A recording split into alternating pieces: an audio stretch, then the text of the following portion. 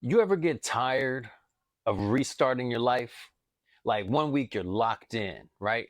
Early mornings, you're eating clean, your work's getting done, but then, like out of nowhere, you fall off, right? You tell yourself, man, I just got to get motivated again. But that's not it.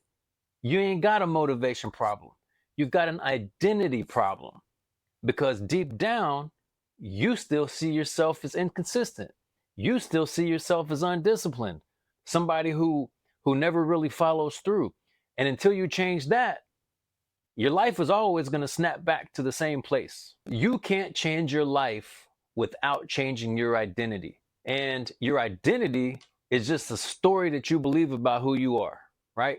It's the operating system of your life. And if that system is outdated, meaning if your beliefs, your habits, and your self image are still wired to the old version of you, then it doesn't matter what new habits or goals you try to install. They won't stick. You'll keep crashing because your actions will always default to whatever version of you the system was programmed to run, right?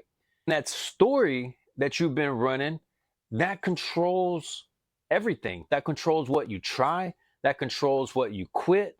That controls what you think you deserve.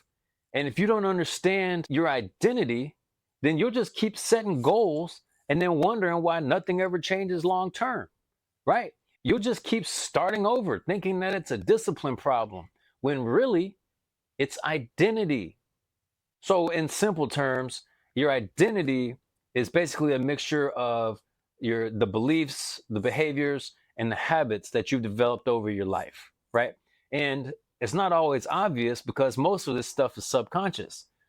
For instance, like a lot of people say the right things, right? People say, man, I want to be consistent. People say, I want to be successful. People say, I know that I'm meant for more. But your actions are always going to expose what your subconscious actually believes. So, for instance, if you always quit what you start, then your subconscious doesn't believe that you're somebody who follows through, right?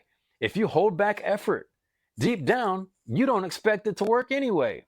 If, for instance, you sabotage things when they start going well, your identity is not used to peace. So it creates chaos to feel normal, right?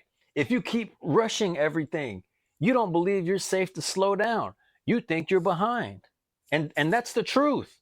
You might not say that stuff out loud, but your behavior is saying it for you. Let me tell you how your identity is formed. It's built through three things. Number one, repetition. Two, emotion.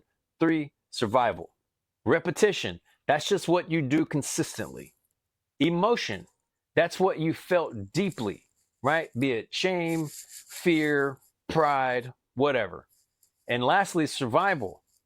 That is what you had to become to stay safe, especially as a kid. For instance, let's say you grew up in a house where you were constantly compared to others, right? You're always made to feel like you weren't enough. Even if you want confidence now, your identity might still be built on rejection. So any success that you start to feel, your subconscious just rejects it because it doesn't match who you've been. And that's why most people can't take their dreams from their mind and bring them into their reality because your identity always wins. It's not motivation, it's not your to do list, it's not your potential. You're always going to default back to who you believe you are. Now, you can temporarily change your life. You can grind harder, you can build habits, you can push through with willpower. But if you haven't changed your internal identity, your life is always going to snap back to baseline, right? Because your identity is what sets your standards, and you're only going to allow what you believe you're worthy of.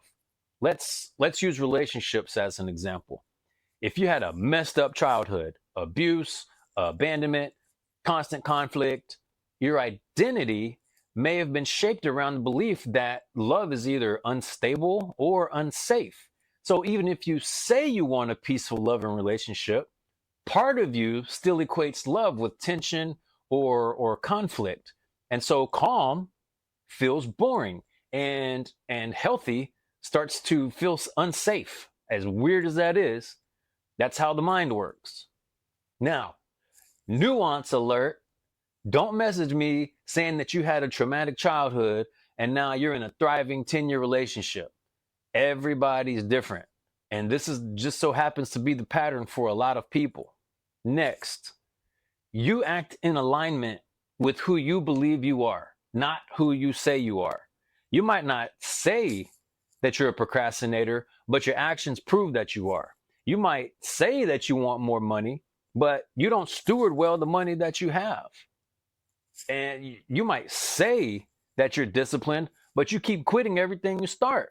If your actions don't match who you say you are, you got to stop lying to yourself and you got to start building who you're trying to become. Your results don't come from just effort. They don't come from just writing your goals down. They come from your subconscious identity, from what feels normal to you. And if you're taking actions or doing things that aren't familiar to the current version of yourself, with the hope of developing better habits or changing your life, you're going to sabotage it, or you'll burn yourself out trying to maintain something that doesn't match how you see yourself. So you can't just do different. You actually have to become different. And that's what makes change permanent. See, most people try to change their behavior without ever touching their identity. They get motivated, they set goals, they build routines, but then it never sticks. And they wonder why.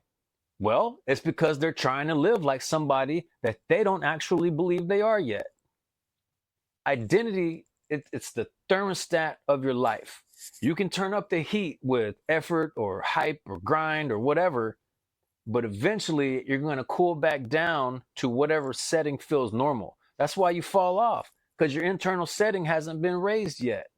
Now, before I go any further, I want you to answer this. Which of these things do you recognize in yourself? Do you self-sabotage things whenever something starts to go well? When you finally start winning or you get the promotion, do you feel like an imposter? Do you keep dating the same toxic person just in a different body? Or do you say stuff like this? I'm just not an organized person. I'm just not a confident person. I'm just not a consistent person. Whatever. Write those things down. Any of those things that I just said that you do, write it down, because that's what you believe about yourself. And if you don't change that, then nothing else is going to stick. So the $1 million question, how do you change it? Well, you got to start by doing what that next version of you would do before you fully believe that you are that person, right? You want to be disciplined? Find one thing. Start with one thing and be disciplined in it. I don't know, make your bed. Just keep one promise that you made to yourself today. You want to be somebody who's on time?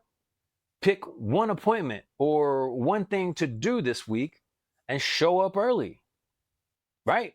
Your brain's not going to update on you just wishing things were different. It updates on proof that things are different. And that's how you begin to shift your identity. That's how you become more in line with the person that you want to be. And look, everything that I teach from here moving forward, it's going to come down to 3 core pillars. It's going to come down to your mindset. It's going to come down to structure in your life. And it's going to come down to standards. Your mindset, that is what shapes your beliefs. Okay? Your structure, that's what shapes your habits. And your standards, that shapes what you allow into your life. Together, those 3 things is what's going to shape your identity. And your identity is what's going to shape your whole life.